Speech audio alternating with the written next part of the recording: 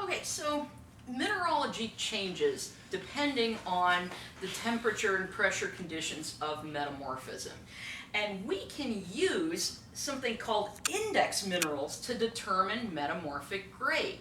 So like I said, different minerals are stable under different conditions. And in the lab, we've been able to recreate metamorphic conditions and basically see what minerals are stable at what conditions. And a great example of using index minerals is using these three: kyanite, sillimanite, and andalusite. So like I said, index minerals form under very specific conditions, and what's neat about these three minerals, they are polymorphs. Remember, polymorphs are minerals that have the same chemical composition but different crystal structures. So what we have here, on the x-axis is temperature, and on the y-axis is increasing pressure. So these temperature and pressure conditions create andalusite, those create sillimanite, and those create kyanite. So we might, at 400 degrees and these low pressure, create andalusite, but let's say the temperature stays the same, but the pressure increases, the andalusite is going to end up changing into kyanite, because under those pressure conditions, the kyanite is stable, andalusite is not. A neat thing that you sometimes get, though, sometimes you will get a metamorphic rock that has both kyanite and andalusite in it. And what that then tells you is that metamorphic rock formed somewhere along this line, right? So that really limits the conditions of formation for that rock. Now, the coolest thing is, so I was working up in northern New Mexico once, and there's a rock outcropping up there where you can find kyanite, andalusite, and sillimanite in the same rock. And what that tells me is that rock formed under exactly these conditions, because that's the only time we can have all three of those coexisting. So by using different index minerals, we can start figuring out the temperature and pressures that the different metamorphic rocks form under. Not all minerals are going to be good index minerals, though. What we're looking at here, this is just using temperature. We're seeing increasing temperature that way. And the colors on here tell you basically what temperature conditions these different minerals are stable under. Notice quartz and feldspar are stable under all of those, that whole range of temperature conditions. That tells you if you find quartz in a metamorphic rock or feldspar, it really doesn't tell you much about how it formed. However, if you found a metamorphic rock that had, say, biotite, garnet, and sillimanite, you know that it has to minimum temperature be here, right? Because that's where sillimanite starts showing up. Maximum temperature has to be here, because if it gets hotter than that, the biotite goes away. So often it's not a single index mineral that you use, but you look at the whole suite of minerals in your metamorphic rock, and it can give you an idea of the conditions of formation. All right, metamorphic facies. Metamorphic facies are a group of associated minerals that form under similar temperature and pressure conditions. And we, in fact, can then look at these facies, these groups of minerals, and figure out what plate tectonic environment different rocks formed in. So we have a nice diagram like this, or chart like this. On the x-axis, that's increasing temperature that way. And then on the y-axis, and it's going down because this is pressure, and pressure increases with depth. And so we can see the Hornfels facies, that group of minerals, forms at low pressure but higher temperatures. We can see blue schist here forms at higher pressures but lower temperatures than other things. And what these different lines are showing, those are those plate tectonic environments. Like this pathway right here, that's subduction, right? And remember I said in subduction, plates are taken deep into Earth, hundreds of kilometers down, so you would expect there to be high temperature, or high pressures, but the temperature isn't as high because the plate that's sinking is this old, cold ocean plate, and it's been sitting under the cold ocean for millions of years, so it's not going to be hot right away. If mountains are being built, right, where you have two continents colliding, you'll follow a different path and get different types of metamorphic rocks. So in any case, I just want you to be familiar with this, that geologists can use this at looking at the different metamorphic rocks of an area and kind of figure out how they formed. All right, but let's get to the important part, right? Because you guys have a lab that you're going to have to identify different metamorphic rocks in. And how are you going to do that? Well, like the other labs, I'll give you a handout that has basically a chart that will help you identify those rocks. But I would like to also go over some of the different rocks you might see and give you some clues as to how to identify them. So earlier I said the first thing you have to do when identifying a metamorphic rock is ask yourself, is it foliated or non-foliated? So we are going to start with the foliated metamorphic rocks. And you might see some slate in your lab. And slate is going to be fine-grained. Remember, fine-grained means you can't see any individual little mineral crystals. So it's going to be fine-grained, it's going to be dull-colored, it's not going to be sparkly or shiny in any way, and it's going to have that slatey cleavage of being really, really flat. Now, slate comes in different colors. So don't think that just because some things, lots of people think slate has to be black, but as you can see here, it can have various different colors.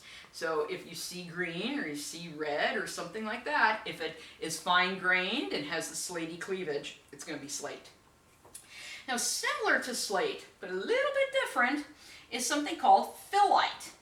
And phyllite is fine-grained and it has kind of a silky shine to it. So you still can't see any of the individual crystals, but it's definitely going to have, it's not going to be as dull as the slate was.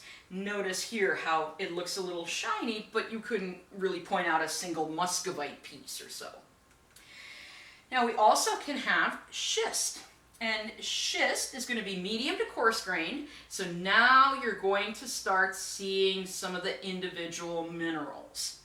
And it's very common in schists to have micas, that's the muscovite and biotite that peels apart, but you also often see things like starlite and garnets in these. And this is a schist, right? We can start seeing some of the muscovite. That's a garnet, those are some garnets. That's probably a starlite right there, but in any case it's not fine-grained anymore. You can see the minerals. Then we have a gneiss. Gneiss is going to have that gneissic foliation, which was the light and dark layers in it. And again, it's going to be medium to coarse grained. And this is a very nice gneiss. But in any case, again, see those nice gneissic bands that just got really weird really fast. Gneissic foliation in a gneiss. All right, similar to a gneiss is something called a migmatite. And why I say it's similar, you're going to still have these light and dark bands in it, but they're going to be kind of swirly. And the reason for it is this rock got so hot that it started melting. And so part of the rock stayed solid, part of the rock started melting, so it got kind of mushy and swirly. And that is a fantastic example of a migmatite. This is a really pretty example of one as well. You will not see any migmatites in the lab though. Now I listed those rocks, those foliated metamorphic rocks, in a very specific order. I listed them in increasing metamorphic grade.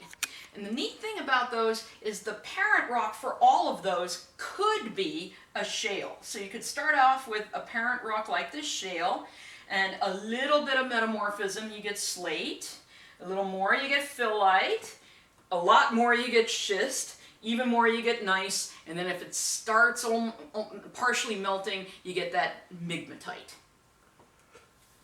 All right, so that's the foliated metamorphic rocks, the ones with layers.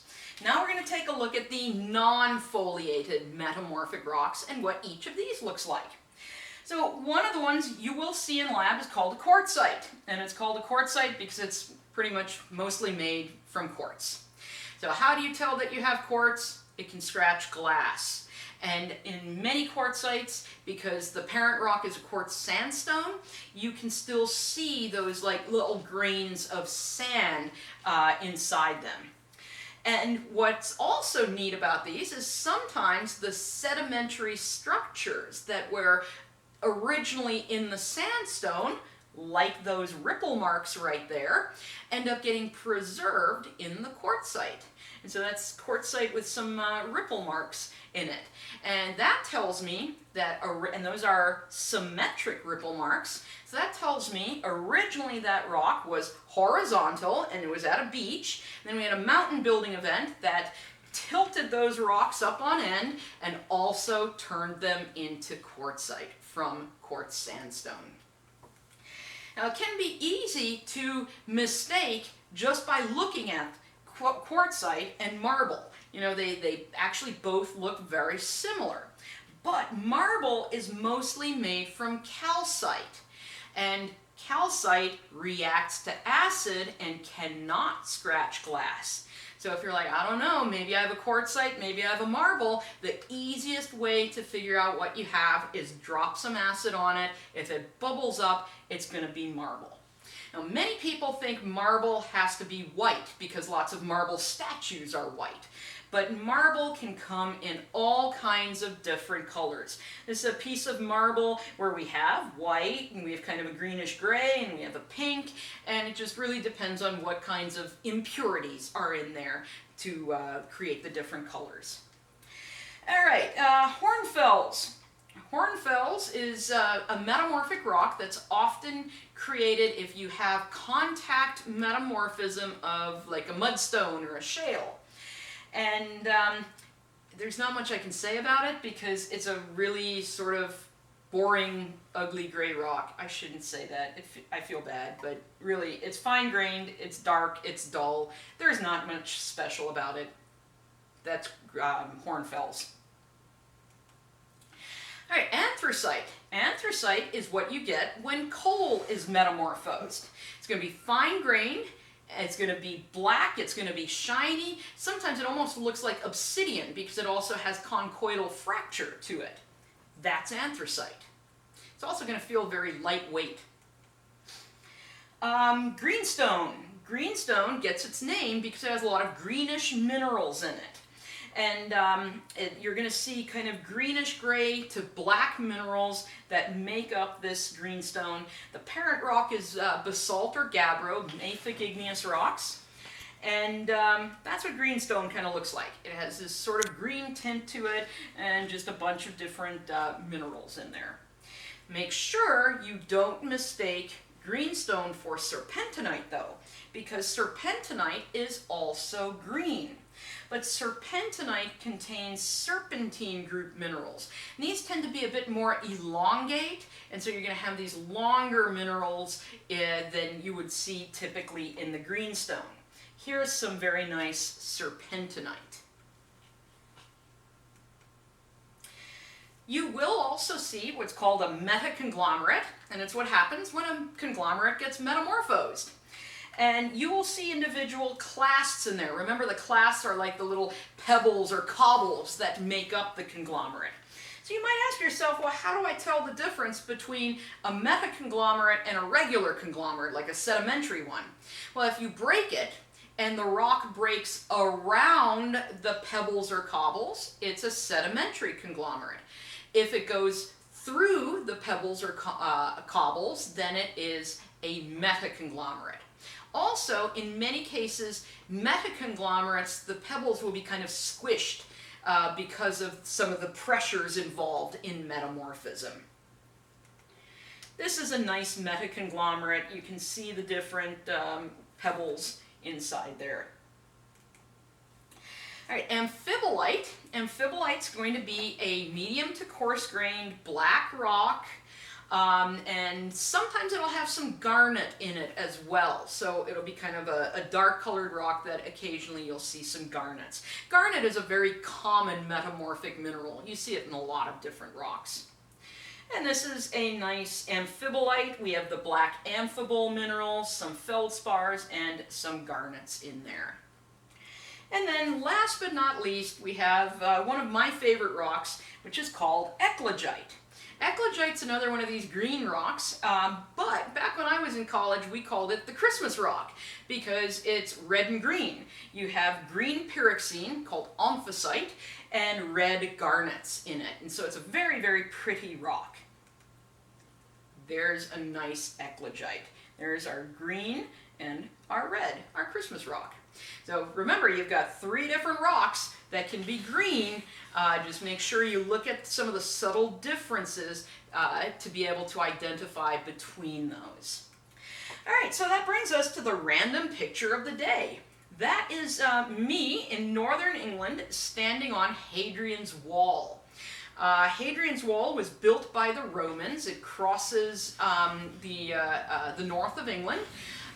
It's something like 75 Roman miles, which is like 70 modern miles. Used to be a lot taller than that, but in the Middle Ages, people basically pirated stones from there to build their houses and things.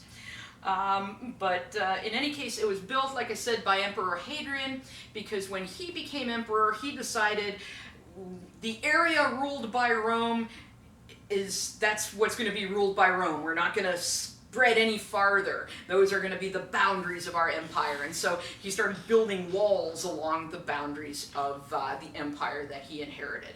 And that's probably the most famous of them. So anyway, that's Metamorphic Rocks, and we'll see you next time.